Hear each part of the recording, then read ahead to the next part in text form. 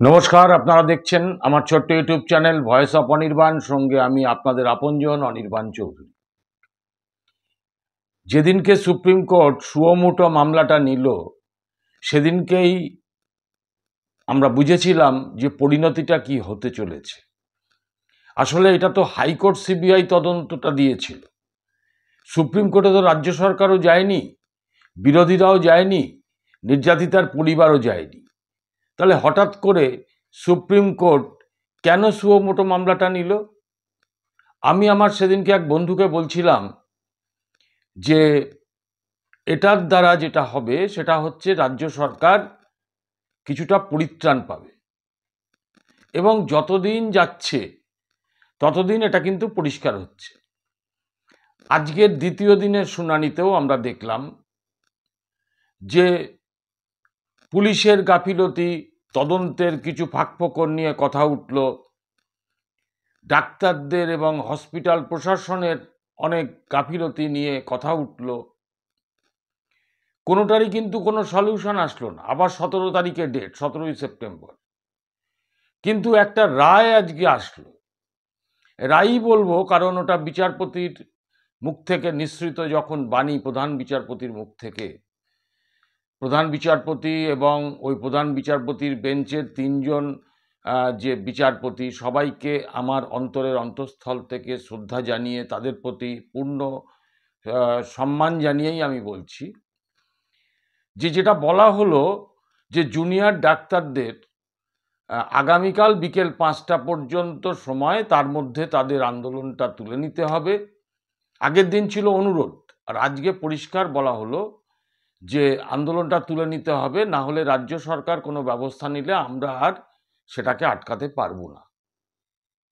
এখন ব্যাপারটা হচ্ছে, কপিল সিব্বাল তিনি যে রাজ্য সরকারের হয়ে ওখানে ওকালতি করতে গিয়েছিলেন, গতদিন ছিল, প্রথম দিনের শুনানিতে ছিল 21 জন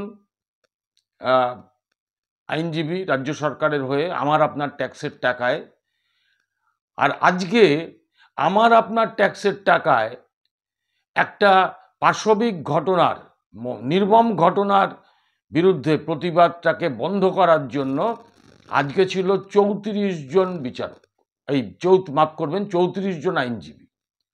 কপিল সিব্বাল ওখানে বললেন যে 23 জন রুগী বিনা চিকিৎসায় মারা গেছে, 6 লাখ মানুষ তারা ট্রিটমেন্ট পাচ্ছেন না, এবং তার সাপেক্ষে কোনো প্রমাণও দাখিল করতে হলো না।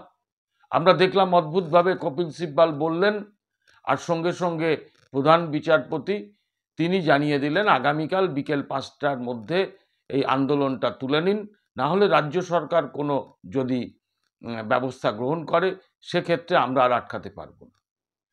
এবং কি মানে ঘটনা চিন্তা করুন, ঠিক একেবারে ওখানে শুনানি শেষ হলো, তার 15 মিনিটের মধ্যে যেন ব্যাপারটা একদম পুরো রেডি ছিল। মুখ্যমন্ত্রী সেখানে বসে গেলেন নবান্নেতে সাংবাদিক বৈঠক করতে, এবং সেখানে সাংবাদিকদের সামনে আধিকারিকদের বসিয়ে তিনি বললেন যে এই তো সুপ্রিম কোর্ট বলে দিয়েছে আন্দোলনটা তুলে নিতে হবে, আমি ডাক্তারদের কাছে অনুরোধ করব, আমি আপনারা যা বলেছেন তাই করেছি।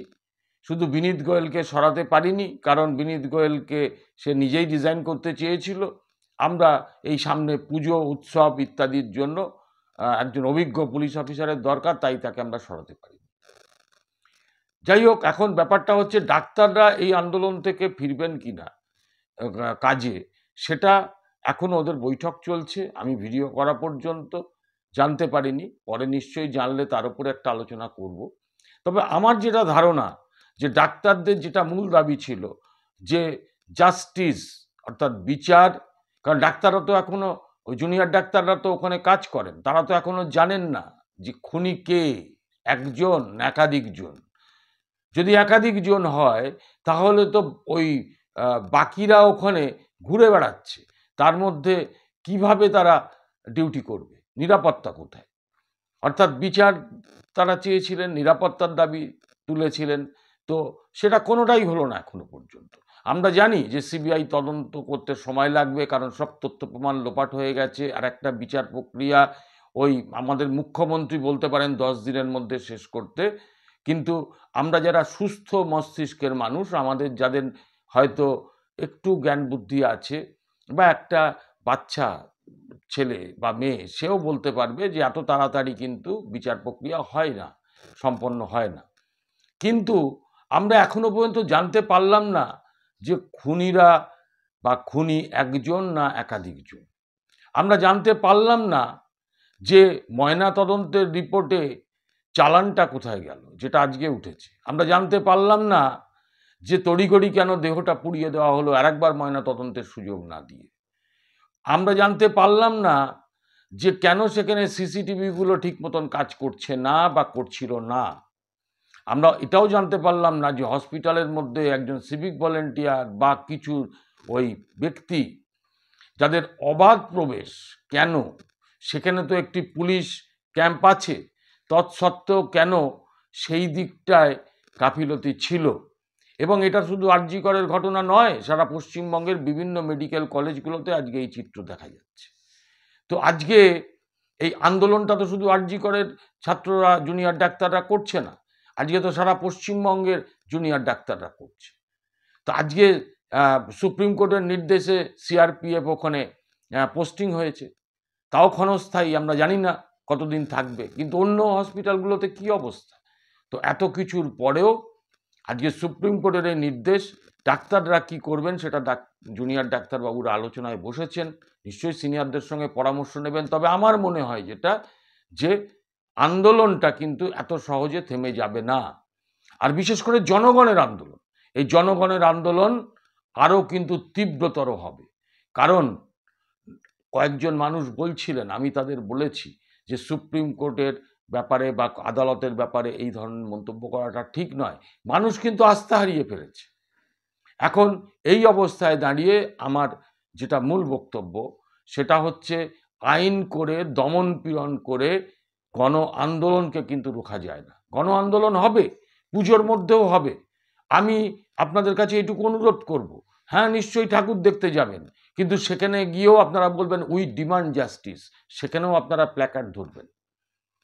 তো আমি সেই জন্য বলবো, মুখ্যমন্ত্রী ওই 1 মাস হয়ে গেছে, পুজোয় ফিরুন, উৎসবে ফিরুন। ওনার উৎসবের মেজাজ থাকতে পারে, উনি হয়তো ব্যাপারটাতে খুশি, বিশেষ করে আজকে সুপ্রিম কোর্টের রায়। কিন্তু উনি ছাড়া আর ওনার কিছু তাবেদার ছাড়া আপামর পশ্চিমবঙ্গের যারা মানুষ, এমনকি জুনিয়র ডাক্তারবাবুরা বা স্বাস্থ্যের সঙ্গে যুক্ত যারা, তারা কেউ খুশি নয়। তাই বলি, লড়াই চলবে, আন্দোলন চলবে। আজকে যে পোস্টার, সেই দিয়েই শেষ করি, আরজি নয়, লড়াই কর। নমস্কার।